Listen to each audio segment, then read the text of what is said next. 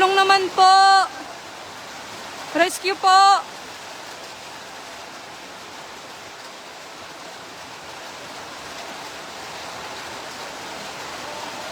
Alam niyo ba guys na 450 billion pala ang budgets sa nangyari dito sa baha ngayon sa bagyong Karina. Kita natin sa video at sa mga balita na napakalaki ng baha at pinsala na nangyari sa iba't ibang parte ng Pilipinas. At ayon nga dito kay Senador Amy Marcos, napipikon siya kasi nga 1.4 billion everyday or araw-araw ang budget para sa mga nasalanta ng baha or ng bagyo. Kumbaga nga, yun na ang budget araw-araw sa mga baha na mangyayari. Ayon pa nga kay Senador Amy Marcos, umpisa pa lang daw ng rainy season, andyan na yung pera, budget, or ando na yung pondo ng pera na kung sakaling mangyari yun. Katulad itong baha ay meron silang maibibigay na tulong sa mga netizen. Pero ano ang nangyari? Ang tanong ni Senador Amy Marcos, nasaan na ang pera na araw-araw yung budget sa flood na pondo na yan ay 1.4 billion. Nasaan na ngayon, 'di ba? 'Yun ang kanyang pinagtataka. Saan napunta yung pera na 'yan? Katulad na lang dito sa video ni Ma'am Karen Alvarez kung saan nag-live siya na di bali napakarami ng mga basura at bahang-baha. Nagmamakaawa na nga siya ng rescue kasi nga malapit nang maabot yung kanilang second floor kung saan nga ay duplex lang or ano lang, plywood lang yung kanilang dingding doon sa second floor. Natatakot siya baka nga kung anong mangyari sa kanila kasi nga sobrang taas na ng tubig at napakarami ng basura, pero yung rescue team ay hindi pa dumating. Kaya narito guys, panoorin natin. Kauumpisa lamang ng ating rainy season. Nasa Hulyo pa lang tayo, ganito na yung kalagayan natin. Isa pa, medyo nakakapikon kasi sa totoo lang hindi naman nagkulang ang Congress at Senado sa pagbibigay ng pera para sa flood control. Kung tutuusin, 450 billion. Halos 1.4 billion a day ang flood control budget. Kung isusuma total mo lahat ng agencies, mula sa DPWH pababa, asan napunta yung pera? Yun ang tanong.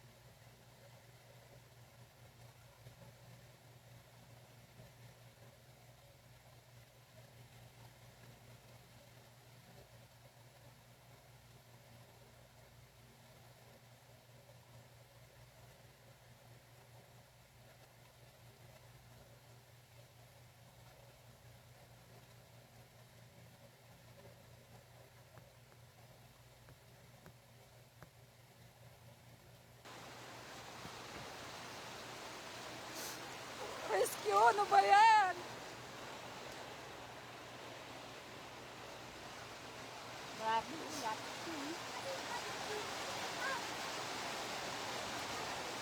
Walang nagre-rescue. Paano tayo makakalabas?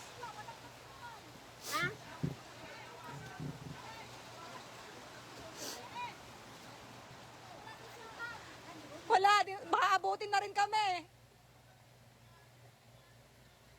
Ha? Ano te? Hindi kita marinig. Wala na nga, malapit na nga rin abutin eh. Ito na oh. Dumi! Hoy! Yung cellphone mo doon kung pala nilagay. Buti nakita ko.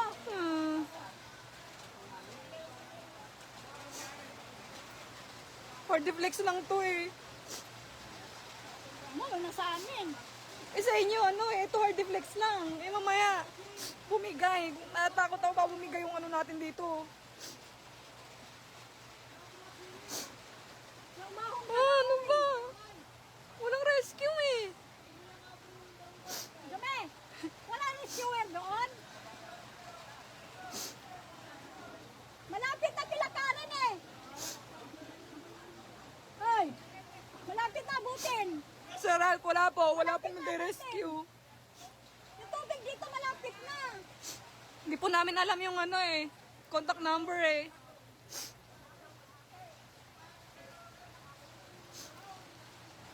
Parang hindi magpapanik kaya abutin na nga dito.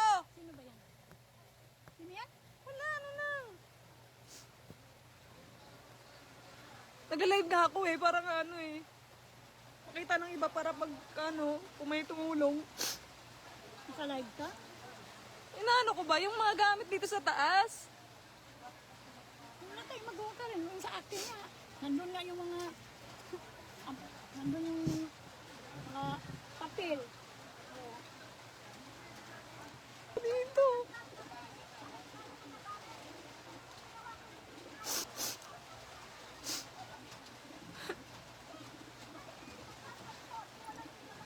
Sarap dito po sa ano po, Lambakin Northville 4A. Wala po eh, wala po kaming contact ng rescue eh. Nag-chat na po ako sa GC ng Northville. Wala rin daw po. May mga tao pa po dun oh.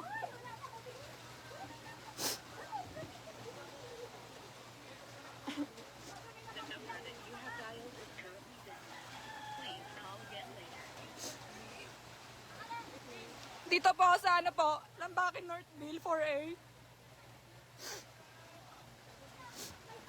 Ayun na po, abutin na talaga kami. Apat po kaming babae dito, tapos may mga tao pa po dito.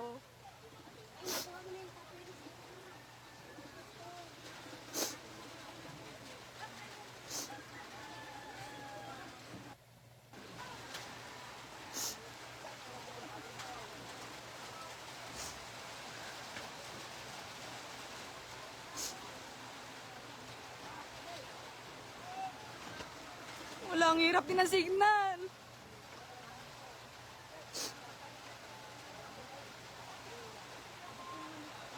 Ha? Kaya nga eh, dapat pala mas tinaasan pa ng konti eh.